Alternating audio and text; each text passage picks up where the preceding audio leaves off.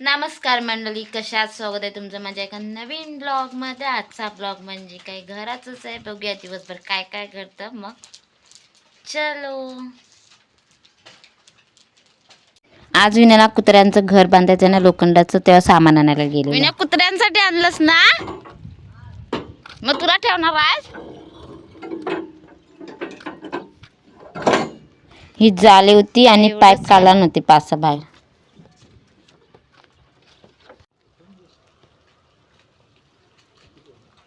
कुत्र्यांसाठी पिंजरा बनवायचा आहे। ते कुठं आहे?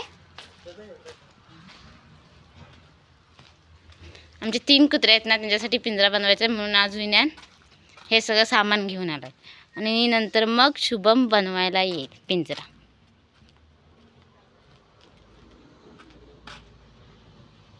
आमच्याकडे वाघ भरपूर पिसरला आहे, एक कुत्रा ठेवत नाही किंवा मांजरा ठेवत नाही, म्हणून लोखंडाचा पिंजरा बनवतो आहे। आणि जेव्हा बनवत असेल ना, तेव्हाच व्हिडिओ मी टाकेन।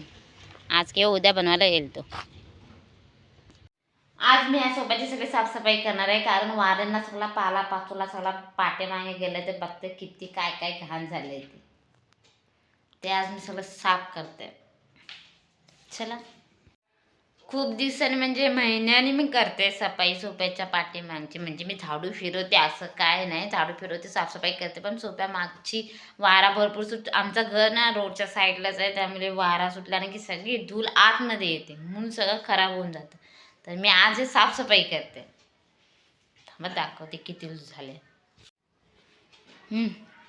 किती धूळ आले ती। आता साफ करायचं आहे।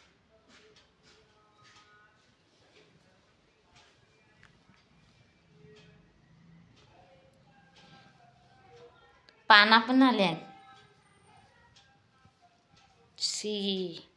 सगळाच कचरा झाला। आता चांगलं चक्काचक करणार। सोप्या मॅगचं जे कोलिष्ट पकडलं होतं ना सगळं, ते ना कपड्याने एकाच साफ करत होते। म्हणजे जर झाडून केलं असतं ना तर चिपकलं असतं झाडूचं सगळं, म्हणून मी कपडा घेऊन साफ करत होते। म्हणजे कपड्याने ना चांगलं साफ होतं।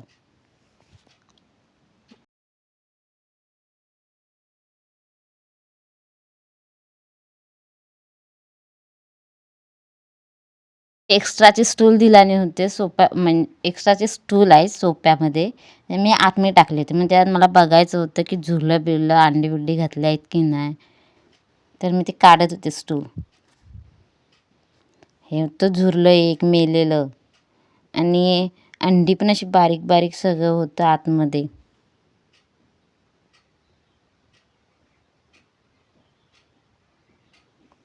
ही अंडी होती बारीक बारीक जसा कचरा, हे काय माहिती काय होतं बारीक बारीक कचरा, तो मी आता ह्याच्याने झाडून साफ करणार होते। म्हणजे कोण किडी बिडी असतील ना ते साफ करणार होते सगळं चांगलं। मला झुरल्यांची खूप घाण वाटते, लय बेकार असतात झुरले, म्हणून मी झाडून साफ करणार होते। मग झाडू घेतली, त्या आतमध्ये सगळं साफ करायला घेतलं, आणि जे स्टूल होते ना त्याला कोलिष्ट पकडलं होतं, मग ते मी एका कपड्यानं साफ केलं, कारण झाडून गेलं नसतं, म्हणून कपडा घेतला आणि कपड्यानं साफ केलं। मी त्या स्टूलवरचं कोलिष्ट ना झाडूने वरचं असं साफ केलं, नंतर मग कपड्याने साफ केलं चांगलं। मग दुसऱ्या साईडचे पण ना स्टूल होते ते पण बाहेर काढले, पण तिकडे त्या साईडला ना एवढी घाण नव्हती आणि कोलिष्ट पण नव्हतं, मग साफ करायला सोपं झालं। मग मी कपड्यानंच ते साफ केलं, झाडू घेतली नाही। आणि मग ते पुन्हा होते तसे स्टूल पुन्हा लावले मी साफ केल्यानंतर दोन्ही बाजूचे, आणि मग एकदम सोपा चकाचक साफ करून ठेवला। जे एक्स्ट्राचं काय राहिलं होतं ते असे कपड्याने साफ करत होते। आणि हे बाजूचे 2 होते ना सोपे, त्यांना पण साफ करायला घेतलेलं, त्याच्यातून माती खूप होती, धूळमध्ये कोलिष्ट साफ केलं। सोफा सगळे साफ झालेत क्लीन, आता फक्त लादीवरचा सगळा कचरा साफ करायचा आहे। ही तेवढी घाण राहिले साफ करायची, आणि हे इकडचं बस। सोफा तर सगळा क्लीन झालाय चारी। एवढी सगळी धूळ निघाली आहे. आता ही धूळ काढून झाली की लादी बसणार, मग सोपा जाग्यावरती. या धुलीमुळे ना रस्त्याच्या बाजूला घर आहे, पण सगळी धूळ घरात येते ना, सगळं धूळ धूळ धूळ होऊन जाते. एवढी घाण झाली किती ती.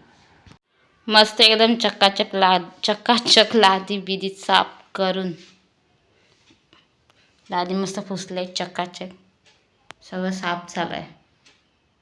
सोफा पण साफ झाला आहे. तिकडचं पण सगळं पुसून साफ केलं. चला फायनली सगळं साफ झालं. झाली सगळी साफसफाई. दोन्ही सोफा पण आपापल्या जागेवर गेले आणि सगळं पूर्ण हॉल चकाचक दिसतोय. मस्त एकदम क्लीन. त्या वाऱ्यांना सगळी धूळ जाऊन जाऊन सगळं घर खराब झालेला हॉल बेकार. चला सगळं फायनली साफ झालंय. मग आजचा व्हिडिओ इथेच संपूया. भेटूया पुढच्या ब्लॉगमध्ये. तर लाईक कमेंट आणि सबस्क्राईबर करा. बाय.